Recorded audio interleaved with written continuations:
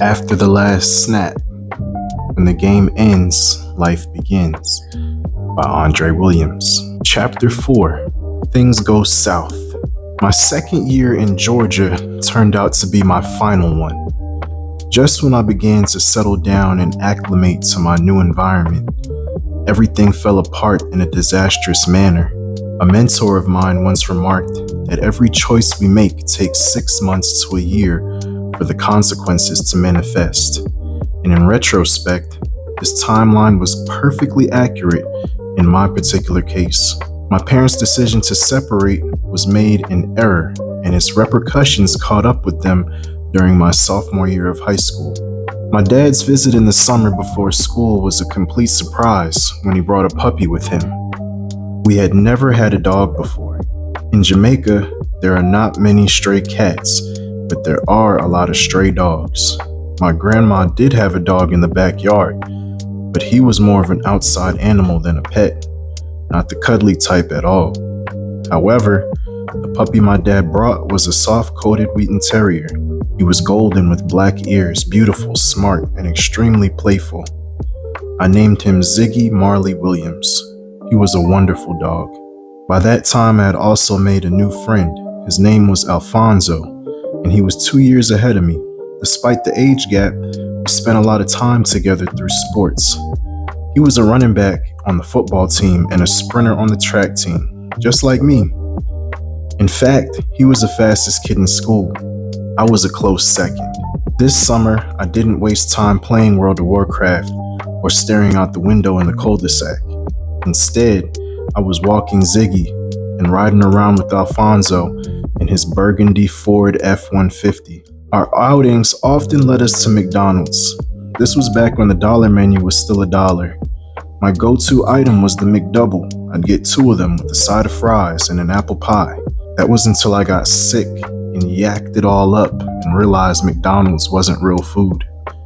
I haven't been back for a burger since that time, but Zoe introduced me to Waffle House, and from then on, life was good. Breakfast has always been my favorite meal of the day.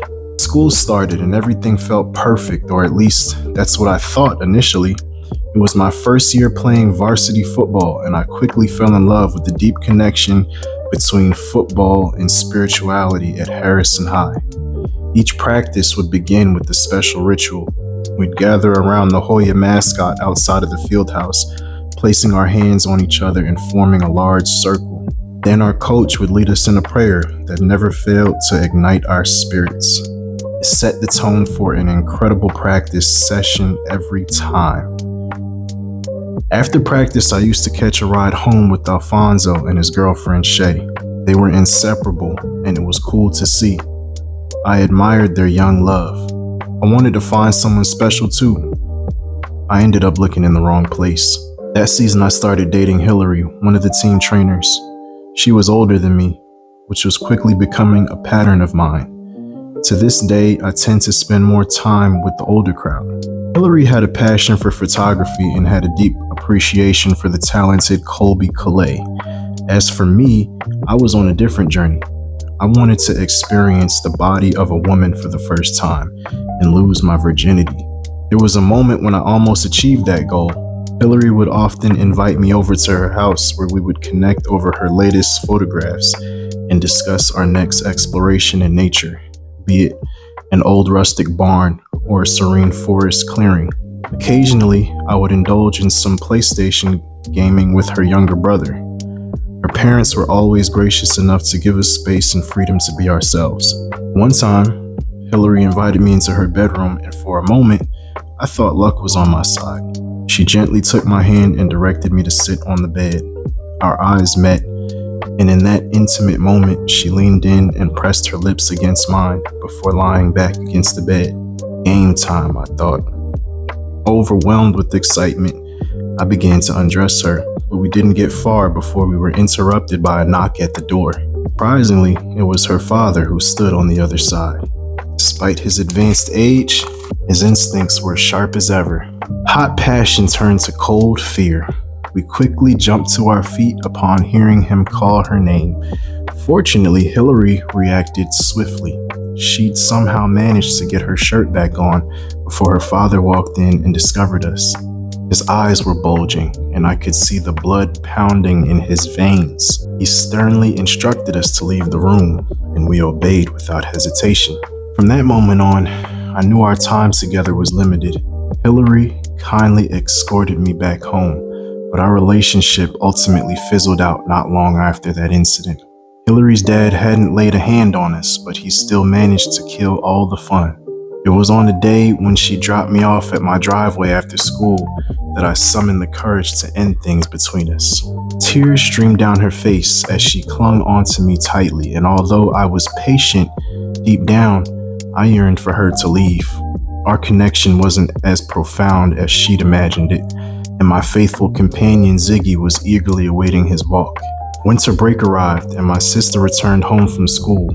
My mom decided that it was the perfect time to plan a surprise visit to my dad up north for the holidays.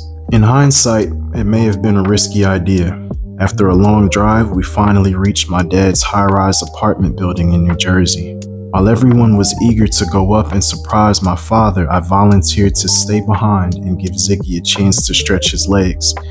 Turns out the real surprise was waiting for us. My father had something in store for all of us. When Ziggy and I finally arrived at my father's place, I was puzzled by the scene before me.